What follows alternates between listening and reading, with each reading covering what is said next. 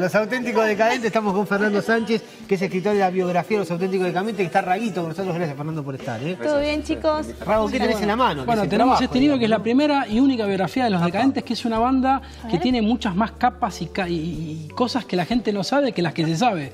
Uno sabe que no hay fiesta si no hay decadentes. Sí, total, absolutamente. Es imposible hacer una fiesta si no pones aunque sea un tema.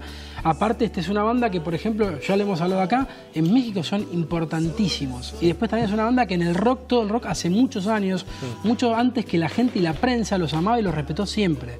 O sea, es como realmente es una banda en el sentido hasta literal de una banda, ¿no? Fernando, gracias por igual.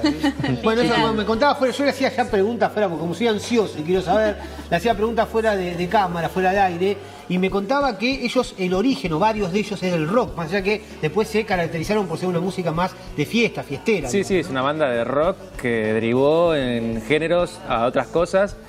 No, si pensamos que el rock no es solamente un género musical, sino una cultura o algo así, es producto de esa cultura. Más precisamente de los circuitos punk de fines de los 80 en Buenos Aires.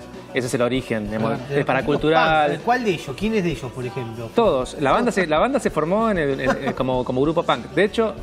¿Tiene algún trabajo así? ¿Tiene algún temas relacionados con el punk?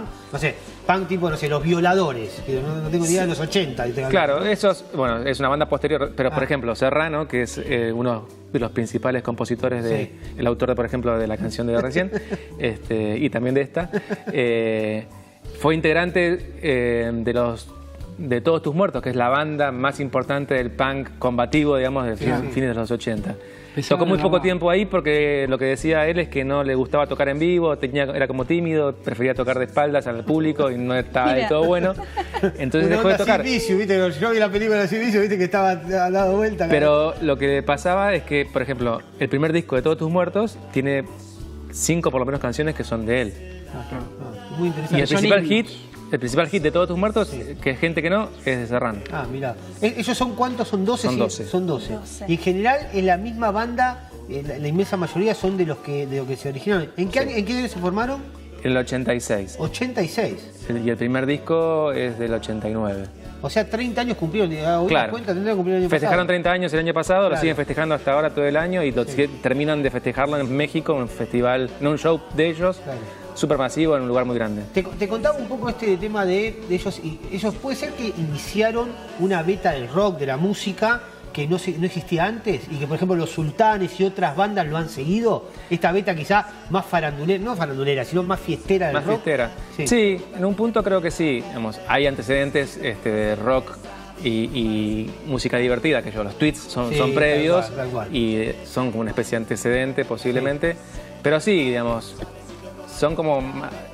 fueron irreverentes. Creo que lo que hicieron los Decadentes en un punto fue desafiar ciertas formalidades que suponía que tenía que tener el rockero, con esta idea de que la rebeldía debería ser de una sola forma, lo cual es lo menos rebelde del mundo, digamos.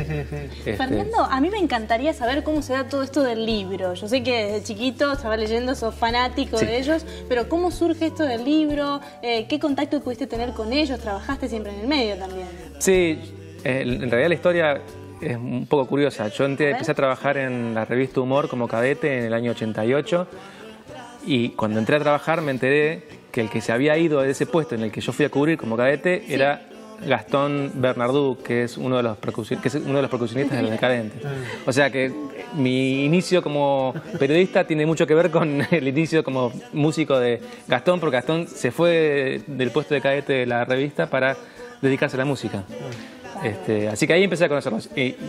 Igual yo ya venía escuchando cassettes y cosas así porque me gustaba esa música en aquella época. Ahora los vemos en grandes eventos, en general el cumpleaños de 15, etcétera. Yo he ido a 2 cumpleaños que estaban los Decadentes. ¿Dónde arrancaron a tocar? Porque no me los imagino tocando que seguramente que sí, pero en los antros del rock que yo iba, por ejemplo, a ver a los Redonditos de Ricota, no sé, Cemento, o sí tocaron. Sí, claro. En los 80, mirá. Sí. Bueno, el paracultural, que es mucho más tal cual. Turbio que Cemento, en aquellos años fue un lugar, yo iba a Apor y también lo vi, no sé, tocaban Apor también en Cabildo. Un lugar llamado Medio Mundo Varieté, que estaba en Corrientes. Ahí tocaron. O sea, arrancaron con todo el circuito del rock, digamos, tocando en los mismos escenarios. Y haciendo esa música tan bizarra con tantas mezclas y logrando el respeto al mismo tiempo. En ese lugar no podías tocarse y no estabas alineado en una corriente musical. Ellos lograban que los respetaran. ¿Y la relación entre ellos cómo es?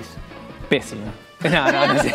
No. Ahí están mirando algunos. No, No sé si alguno vive en la zona norte o en la zona oeste que esté mirando. ¿Qué está diciendo? Sí, la verdad que se llevan muy mal, son muy caretas, solo lo hacen por el negocio. Sí. No, se llevan bien, digamos, imagínate, en 30 años supongo que tuvieron sus historias, pero me parece que es una de los pocos grupos de música que privilegian la orquesta, lo colectivo antes que lo individual. Todos tienen sus proyectos individuales, inclusive sus discos solistas, pero privilegian el laburo y la producción de los Decadentes. Porque decía que es extraño, 30 años son juntos y además son una banda, son muchos. Tremendos, literalmente una banda. Fernando, bueno, rapidito, ¿dónde podemos conseguir el libro? Aquellos que quieran tenerlo.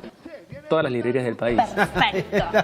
Esta semana. Vayan a buscarlo a la puerta de la casa de Fernando que seguramente le va a vender algo. También. Sí, está buenísimo. ¿Por qué Aparte se nota que es bastante importante Divino. el libro. ¿Te costó bastante? ¿Cuánto tiempo te costó hacerlo, escribirlo?